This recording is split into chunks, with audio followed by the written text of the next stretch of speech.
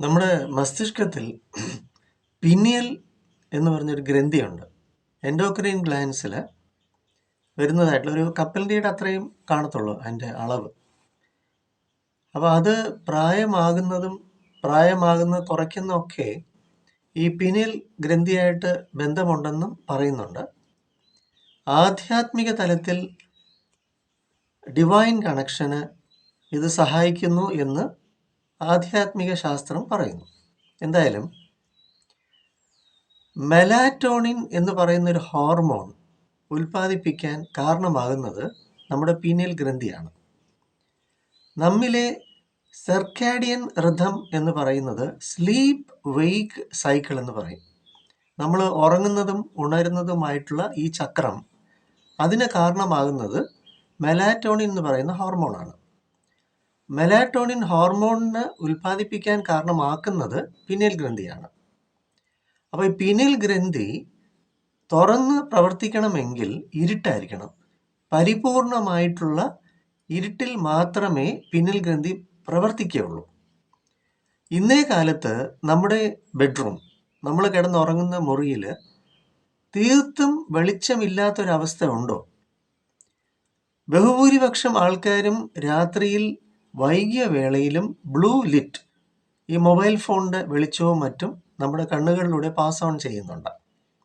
അങ്ങനെ വരുമ്പോൾ ഇന്ന് ആരെങ്കിലും ശരിക്കും ഉറങ്ങുന്നുണ്ടോ?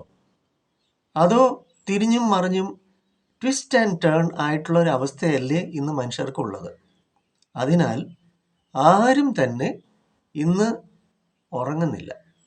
ഈ ഉറക്കമില്ലായ്മയാണ് ഒരു കാരണം. പ്രധാനമായിട്ടും സൗണ്ട് സ്ലീപ്പ് ഇല്ല.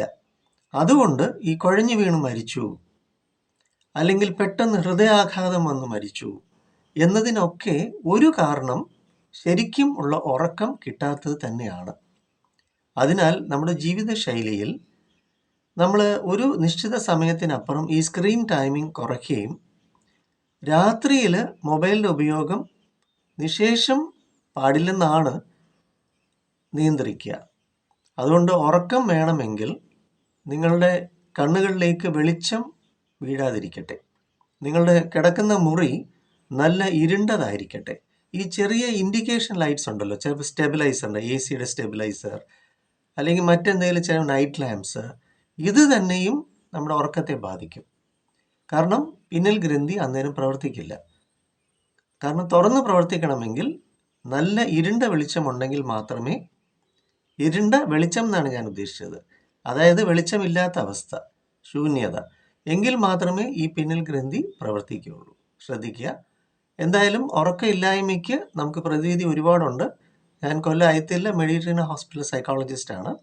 നമുക്ക് സ്വന്തമായിട്ട് മുഖത്തലയിൽ NP സ്കൂൾ ഓഫ് തോട്ട്സ് ഉണ്ട്. ഇവിടെയും counselling, psychotherapy, family counselling, hypnotherapy, adolescent counselling ഒക്കെ ഉണ്ട്, ചൈൽഡ് സൈക്കോളജി ഒക്കെ ഉണ്ട്. വരിക, സേവനം നേടുക. ഉറക്കമില്ലായ്മയ്ക്ക് നമുക്ക് പ്രതിവിധിയുണ്ട്. ഒരു മരുന്നുമില്ല, ഔഷധം ഇല്ലാതെയും നമുക്ക് ഈ സ്ലീപ്പ് സൈക്കിൾ കറക്റ്റ് ചെയ്യാം. അതിന് വരിക, 9605743596 എന്ന നമ്പർ വിളിക്കുക, സേവനം നേടുക.